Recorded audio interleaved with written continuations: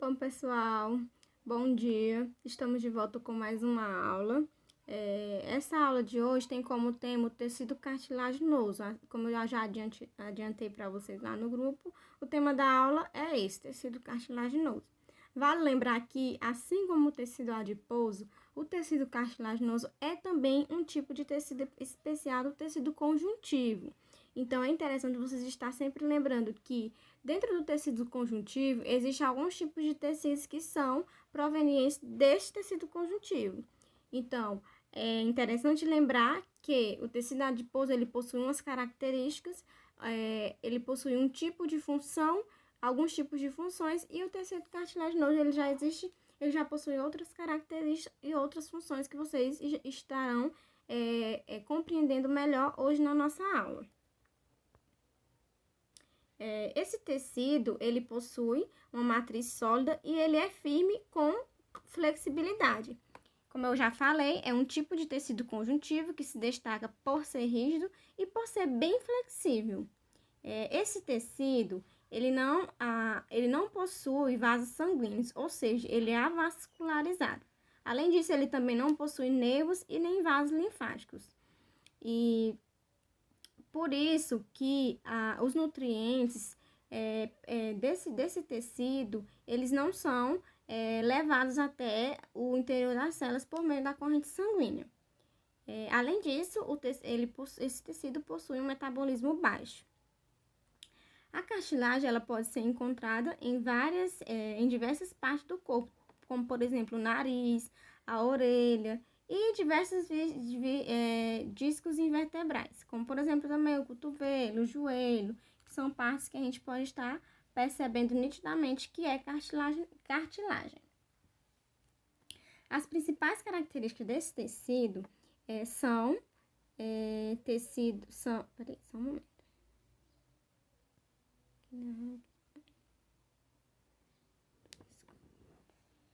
As principais características desse tecido são o motivo dele ser chamado de cartilagem, que são por apresentar células distribuídas na matriz cartilaginosa. Essa matriz ela é rica em glicoproteínas, né, que contém fibras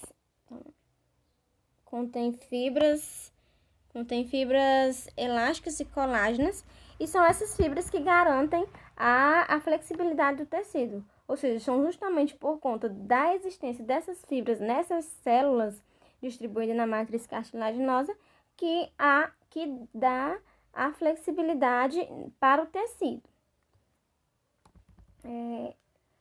Já adianto para vocês aqui algumas funções, né, desse tecido, que são o suporte dos tecidos moles, o revestimento das superfícies articulares e age na formação do crescimento dos ossos longos.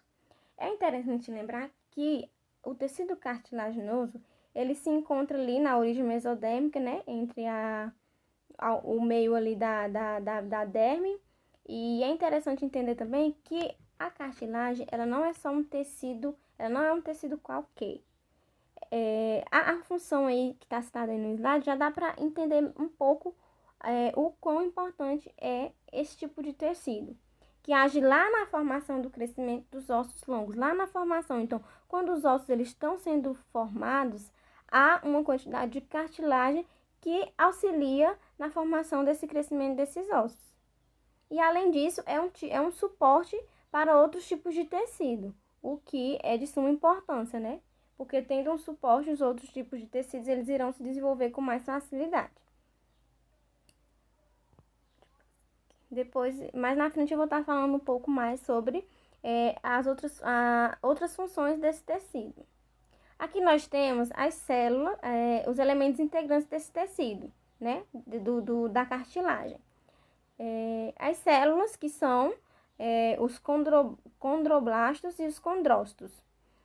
A principal célula desse tecido é os condrócitos, uma célula ovoide com poucas organelas na fase adulta e rica em lipídios no citoplasma.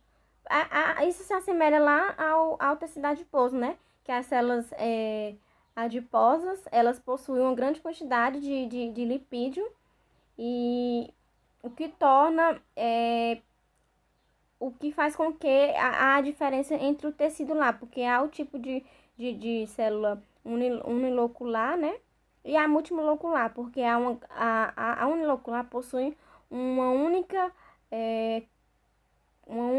digamos assim, uma única partícula de gordura, de lipídio bem grande, né? E já a multilocular possui várias partículas de lipídio. Porém, o tecido adiposo unilocular possui uma quantidade maior de lipídio. Aqui também, na fase adulta dessas células, dos condrócitos, também há uma quantidade grande de lipídios no citoplasma das células. Os condrócitos, eles ficam localizados em lacunas denominadas de condroblastos e, portanto, ficam aprisionados na matriz. E a célula que dá origem a esses condrócitos são as chamadas células de condroblastos. Então, ela se destaca, por sinal, ela se destaca por produzir uma grande quantidade de fibras proteicas, quanto a sua atividade metabólica torna-se reduzida e ela passa a ser chamada de condrócito. Como eu já disse, né, o tecido cartilaginoso ele não possui vasos sanguíneos e, portanto, não recebe nutrientes por essa via. Os nutrientes eles são levados por outro meio, que são levados até a cartilaginase por vasos sanguíneos presentes em um tecido conjuntivo adjacente, que é o pericôndrio. Então, ao invés de ser levado diretamente pelos vasos sanguíneos, os nutrientes desse tecido são levados por meio do pericôndrio, que é um vaso sanguíneo presente no tecido conjuntivo adjacente. Aí temos a matriz, onde está presente, tem o colágeno, né? A elastina, proteoglicanos e as glicoproteínas. É interessante lembrar, né, que o colágeno nada mais é do que uma proteína de importância fundamental na constituição da matriz extracelular e do tecido conjuntivo, né? Sendo responsável por grande parte de suas propriedades físicas.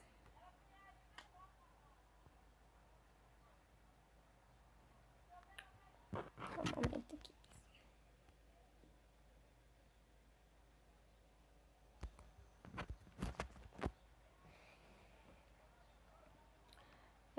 Há 3 tipos de cartilagem, né? Primeiro temos a hialina, a elástica e a fibrosa. Antes de falar desse tipo de cartilagem, eu vou voltar bem aqui nos tipos de células da cartilagem. Os condrócitos, eles são células adultas arredondadas, né? Que esqueci de falar, é interessante falar a estrutura física dessas células. E eles ficam localizados dentro da lacuna matriz. E essa região é uma substância amorfa com poucas fibras. Já os condroblastos, que são as células que dão origem aos condrócitos, elas são cartilaginosas e jovens, diferente do condrócito, né? E são responsáveis pela produção da substância intercelular que proporciona resistência ao tecido cartilaginoso. Então, a resistência proporcionada ao tecido cartilaginoso é justamente por conta dos condroblastos. Quanto à flexibilidade, já está relacionada aos condrócitos, que são as células adultas arredondadas. Essas células são responsáveis pela flexibilidade, já os condroblastos são responsáveis pela resistência do tecido.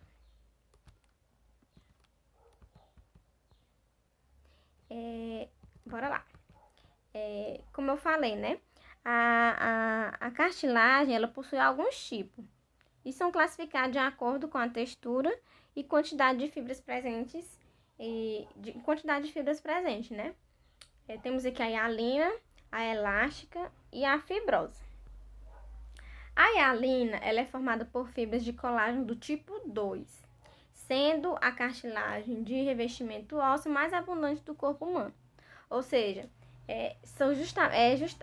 a cartilagem que envolve ali o osso do corpo humano recebe esse nome de hialina. Ela serve como um revestimento que, de certa forma, protege o osso do corpo humano.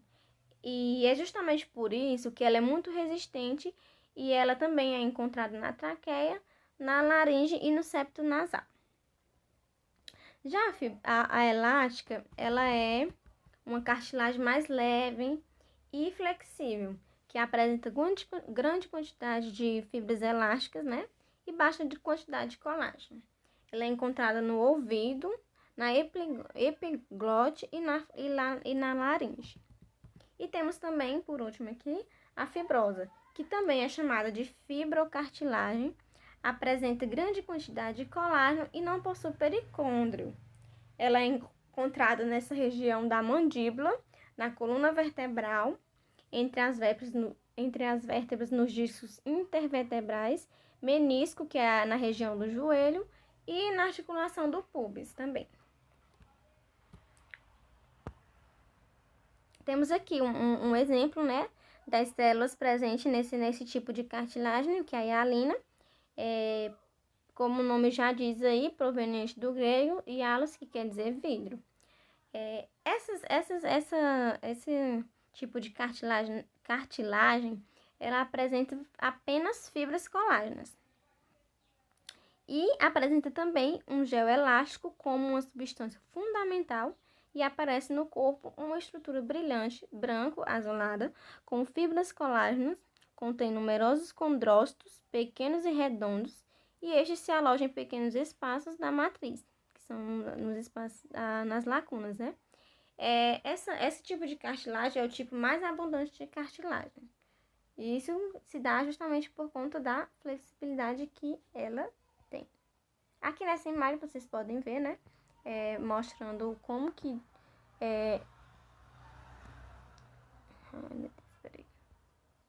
como que é a estrutura dessas células, né?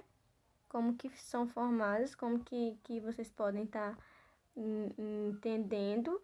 E é interessante observar que os condrócitos, eles estão localizados nas lacunas da matriz e muito fazem parte de grupos exógenos. Na parte superior, e na inferior, aparece o pericôndrio, né? Corado, corado aí em cor rosa. E as células do pericôndrio, como você pode ver na parte superior e inferior. E as células do pericôndrio gradualmente se diferenciam em condrócitos, né? Os condrócitos aí, como eu falei anteriormente, que são as células responsáveis principalmente pela flexibilidade do tecido. E a cartilagem, como eu já havia falado, e a hialina é a cartilagem mais frequente no corpo. Ela está presente em grande parte do nosso corpo. A localização, onde que se encontra esse tipo de cartilagem? Nas extremidades dos ossos longos, extremidades anteriores da costela, nariz, parte da laringe e traqueia. E também nos brônquios, né?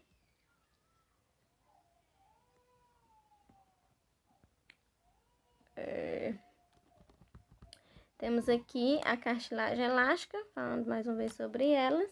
É basicamente semelhante um pouco, assim, mais ou menos, com a cartilagem hialina.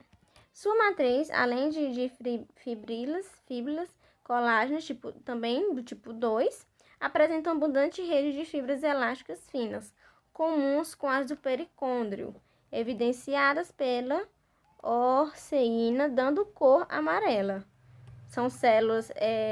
As células dessa cartilagem também são os condrócitos e também os condroblastos. Os condrócitos, eles estão localizados em uma rede filiforme de fibras elásticas no interior da matriz. A fresco é branco-azulada, composta por colágeno, elastina e proteoglicanos. Aí temos uma imagem de como que tanto as células condrócitos quanto as condroblastos estão presentes aí nessa cartilagem.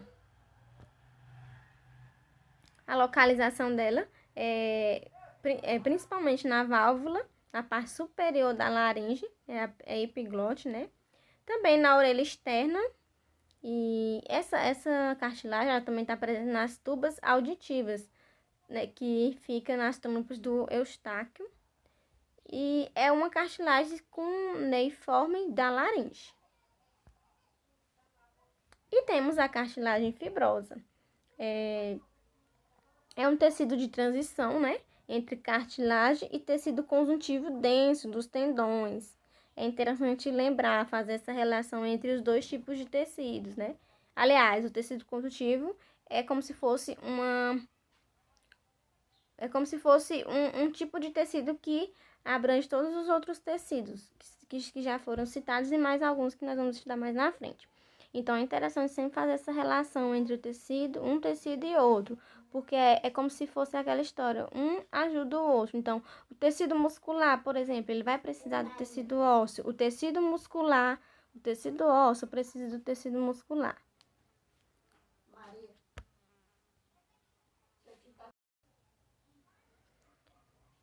Então, como eu estava falando, né,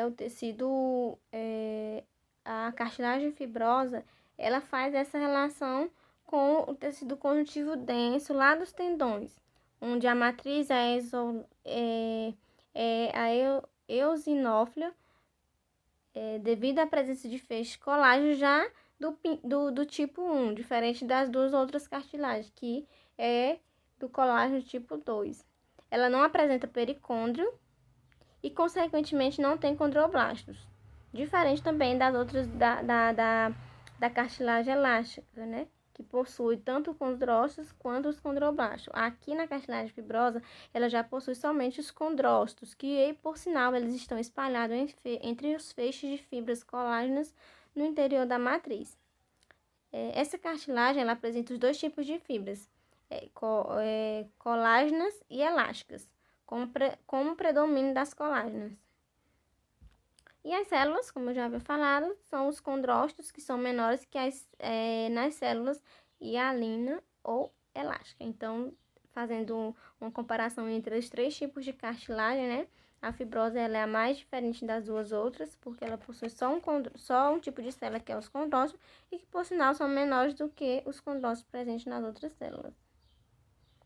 E aqui a localização dessa cartilagem, ela encontra-se na sínfise púbica, né, canal da parturição, e nos discos invertebrais, no anel fibroso e núcleo pulposo. Além disso, também está presente nos meniscos, que são os coxins cartilaginosos do joelho. E também na parte dos tendões que se inserem na cartilagem.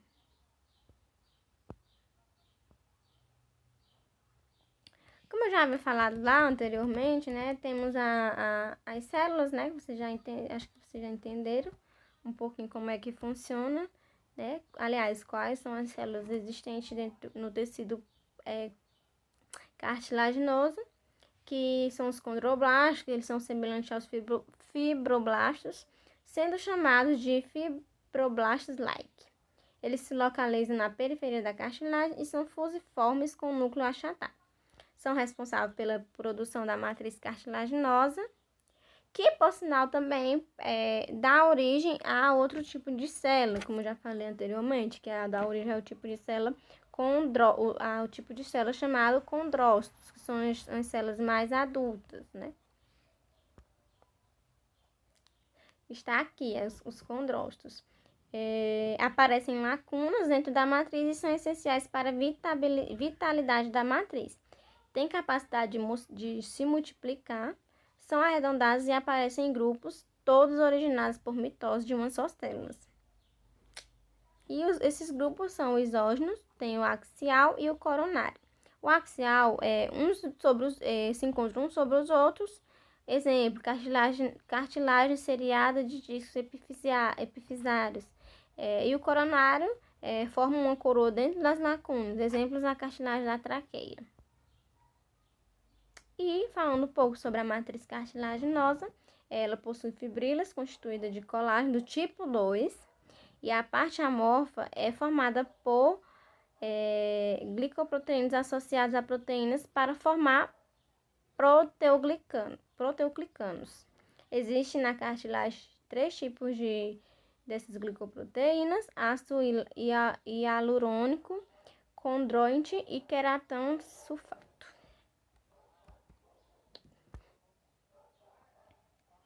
Essas informações aqui vocês podem estar tendo acesso aí depois. E falando um pouco sobre o pericôndrio. Vale lembrar que ele é uma camada de tecido conjuntivo que envolve as cartilagens, com exceção das cartilagens articulares e fibrosas. Como eu falei lá no início, o pericôndrio, a principal função dele é fazer com que a nutrição percorra e chegue até as células para haver essa nutrição, para haver a absorção do que o que nutre as células e o que não é. Então, ele é uma fonte de novos condrócitos para o crescimento e é o responsável pela nutrição da cartilagem, oxidação e eliminação de refugos metabólicos, já que a cartilagem não possui o tecido, aliás, não possui vasos sanguíneos. Então, essa nutrição ela é feita por meio do pericôndrio. A principal função dele é essa. É interessante, eu não coloquei aqui no slide, essas outras partes que depois nós vamos estudando.